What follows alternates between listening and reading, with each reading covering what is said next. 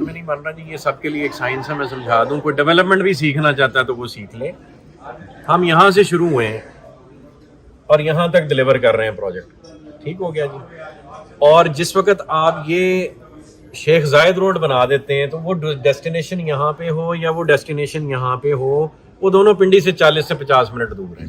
آپ موٹر وے سے آئیں, آپ ادھر ٹرن کر جائیں تو 15 منٹ میں آپ ادھر ہوں گے, آپ ادھر ٹرن کر جائیں تو 15 منٹ میں آپ ادھر ہوں گے. اور موٹر وے ہی سب سے ایزی ایکسیس ہے. اس کے بعد یہ سی پیک روٹ ہے اور رنگ روڈ ہے.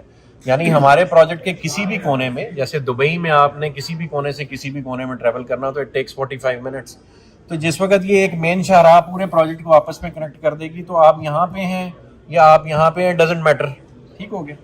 تو جو ہم نے 1.5 لاکھ روپے جس طرح انہیں لگ رہا ہے کہ بہت کم قیمت میں بیچ دیا, تو اللہ کی مہربانی ہے, ندیم صاحب نے جو خریداریاں کی ہیں وہ آپ کی سوچ سے باہر ہیں ابھی بھی نا. اللہ کا شکر ہے ہم نے اچھے وقتوں میں خریداریاں کی, ان ریٹس میں کی جن میں ہم ڈلیوری دے سکتے ہیں. اچھا اب ہوگا کیا, جب یہاں سے لے کے یہاں تک ایک شہر بنے گا اور اس میں آبادی آئے گی تو بہت سارے کمرشل سپاٹس کھلیں گے, بہت ساری عمارتیں بنیں گی. اتنا ریونیو ہم جنریٹ کر سکتے ہیں کہ یہ 5-10 ہزار ارب روپے کا پروجیکٹ بھی میں کہوں تو کم کہہ رہا ہوں. اب دبئی کو 5-10 ہزار ارب میں گن سکتے ہیں, ٹھیک ہے, وہ تو مطلب انمیچبل پراپرٹیز ہے نا. تو یہ ایسے بننا ہے شہر.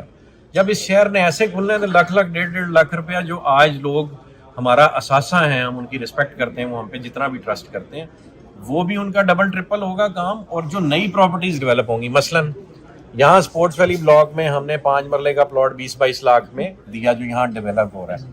اب یہاں ہم لا رہے ہیں شعیب اختر انکلیو, ٹھیک, اسٹیڈیم بھی آ رہا ہے. اب شعیب اختر انکلیو میں جو ہم پلاٹ کی پرائس نکال رہے ہیں یا جو اس پہ ولا دے رہے ہیں وہ تقریباً 5 مرلے کا پلاٹ 50 سے 60 لاکھ روپے کا بن رہا ہے, ٹھیک ہے.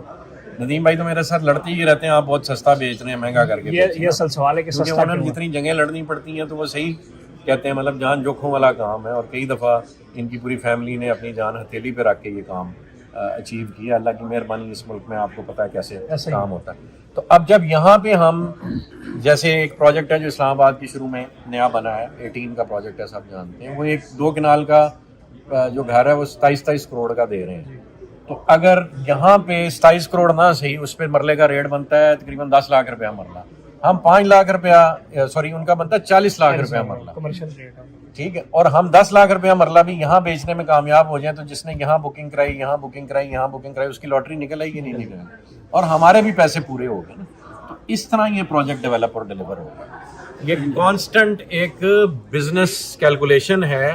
اللہ کی مہربانی سے ہمارا کوئی کمال نہیں, اللہ پاک کرا رہے ہیں اور بار بار کرا رہے ہیں. تو یہ اسی طرح ڈیولپ اور ڈیلیور ہوگا. میں اپنے حضرت کا فرمان پڑھ رہا تھا صبح, عوان صاحب کا, کہ بندے کے پاس چوائس ہوتی ہے کہ وہ خواہشات کا بندہ بنتا ہے یا اللہ کا بندہ بنتا ہے, ٹھیک ہے. تو ہم اگر خواہشات کے بندے نہ بنیں, جو کہ میں نے اپنے پارٹنرز میں اور اپنے آپ میں, یہی اللہ پاک سے دعا ہوتی کہ ایسا کوئی بھی جراثیم نہ ہے, اور میں نے آج تک کسی میں نہیں دیکھا, سب کی ایک ہی جستجو ہے کہ یہ ڈیولپ ہو. تو اگر ہم خواہشات کے بندے نہ بنیں, جو انشاءاللہ اللہ نے چاہا ہم نہیں ہیں, تو یہ پروجیکٹ بھی ڈیلیور ہوگا اور پاکستان کی اکانومی کی کایا بھی پلٹے گی. اور یہ خالی سیاست سے نہیں یہ کام ہونا, یہ میرا سارا پولیٹیکل پارٹیز سے یہ ریکویسٹ ہے جو آج کل گھمسان کی جنگ آپس میں لگائی ہوئی ہے.